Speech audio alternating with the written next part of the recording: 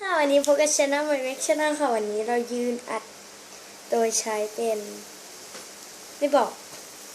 วันนี้นะคะเราก็มารับคำท้าจากช่องดนตรีทีวีค่ะซึ่งพี่ตีท้าเรามาอีกแล้วเขาเพิ่งอัพวันนี้เวลา45 นาทีที่แล้วนะคะพอดีเราเพิ่งทำคลิปตัดต่อคลิปอะไรเสร็จแล้วเราก็เลยไปดูช่องมันคือเรากดกระดิ่งไว้แล้วมันแจ้งเตือนไปแล้วเราก็พี่เขาท้าเราก็ต้องตอบรับสิคะคาถาเป็น Lifestyle Squishy Tag CR คนสร้างนะคะมีคำถามอยู่5 ข้อนะคะ1 Squishy Chick คิดว่าเหมือนตัวเองเป็นสโนวี่ค่ะเพราะว่ามันน่ารักเหมือนเราเพื่อนๆอย่าเพิ่งอ้วกนะเพราะว่ามันคือความจริงค่ะรู้สึกว่าเรากินยาแล้วเราลืมเขย่าขวดฉันรับยาที่ช่าง2ค่ะเฮ้รู้สึกวันนี้เราบ้าๆบอๆแปลกๆเนาะแต่ก็ดีแล้วไงดีกว่าทำหน้าบึ้งๆสวัสดีค่ะวันนี้เราก็จะมารีวิวรับกันตาประมาณนี้โอเคเดี๋ยวคลิปมันจะนานไปดูคำถามข้อที่2กันดีกว่าค่ะ2 สกูชี่ที่คิดว่าเหมือนเพื่อนชิ้นนี้ค่ะเพราะว่าคือมันเหมือนอะอันนี้ก็อธิบายไม่ถูกนะคือเพื่อนเรามีในกลุ่มมีรวมเรา8 คนนะแต่ถ้าเกิดเพื่อน7 คนมี7 คนในกลุ่มนะรวมเราเป็น8คือบางคนมันไม่เหมือนกันว่าเดี๋ยวมันดีแต่มันคือจะไม่ละลายประมาณนี้แต่กลุ่มพวกเรานี่เป็นแบบกลุ่มเป็นกันเองนะเหมือนใหญ่ที่สุดในห้องนะคะเป็นผู้หญิงกลุ่มผู้หญิงที่ใหญ่ที่สุดในห้องเพราะว่าห้องมี15 คนเหมือนนะคะเพราะว่านี่แต่เราไม่ได้ใช้หน้าตาในการบังคับเพื่อนนะคะตอบแบบข้อที่3นะคะสกูชี่ที่ตำหนิโหดปังหนอนกับอันนี้มี2สีนะคะสกูชี่ตอนนี้คือชันสกูชี่แท้คือเราไม่ได้ละวางอยู่จัดเลยป้าค่ะจะเราให้ดูตำหนิกะว่าจะไม่แกะแล้วนะเนี่ยเพราะว่าที่เก็บค่ะให้คนนั้นแต่เพื่อนๆนะคะก็กดไลค์นะคะค่าแกะค่ะเกี่ยวเลยค่ากดเทปแล้วกันนะจะเราให้ดูตำหนิ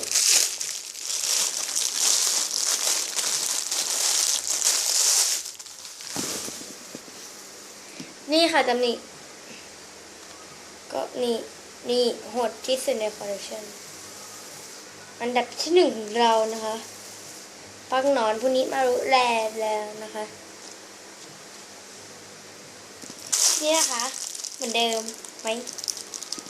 อันฟุกุชิตำหนิที่สุดอันดับ2เราก็จะเป็นปานนะคือเราตัดนะที่แกะมานะก็นั่นแหละให้ดูแล้วกันไปดูคลิปที่เราตัดฟุกุชิแท้และแลแล้วกันนะคะเพราะขี้เกียจแกะมาแล้วใส่ข้อที่4นะคะสกูชี่ที่คิดว่าเพื่อนชอบน่าจะเป็นซอฟต์เวทนะคะเพราะว่าคือปกติคือเพื่อนเรานะคะก็ไม่ค่อยได้เล่นสกูชี่กันหรอกมีเราเล่นคนเดียวไม่ได้คนเดียวมันมีหลายคน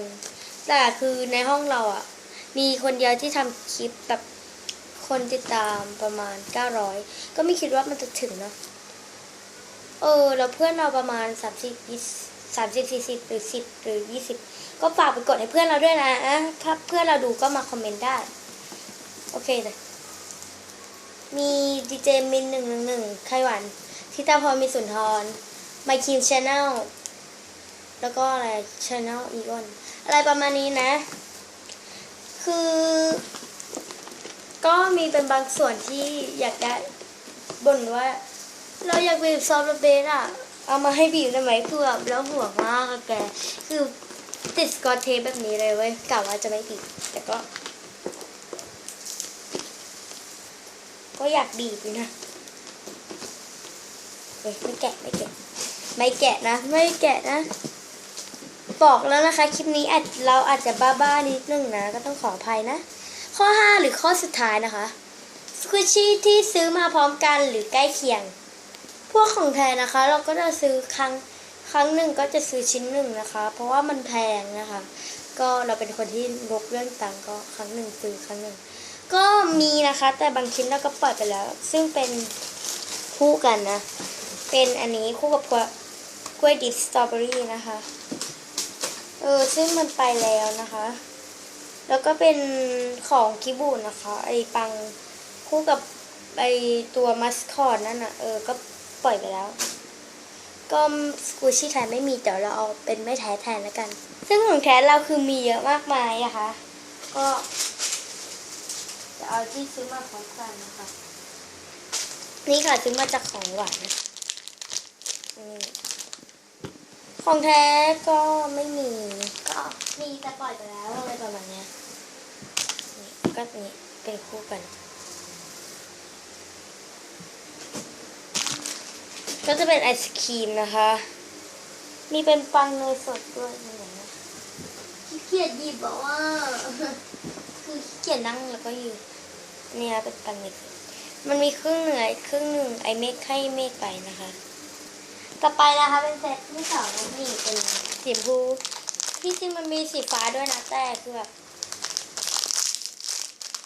คือเราแพ็คใส่ของกิจกรรมมาก็เหลือ2 ชิ้นเลยก็ซื้อมาพร้อมกันอีกก็จะเป็น2 ชิ้นนี้ค่ะแล้วนี่นะคะที่แม่ซื้อมาพร้อมกันค่ะ5 ชิ้นมาที่เดียวกันร้านเดียวกัน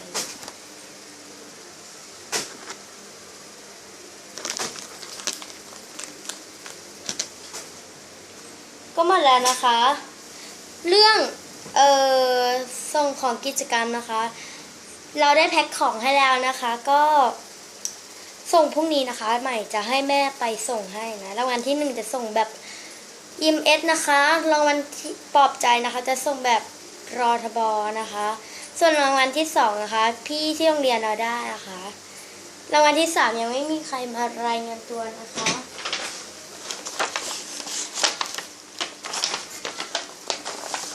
ซึ่ง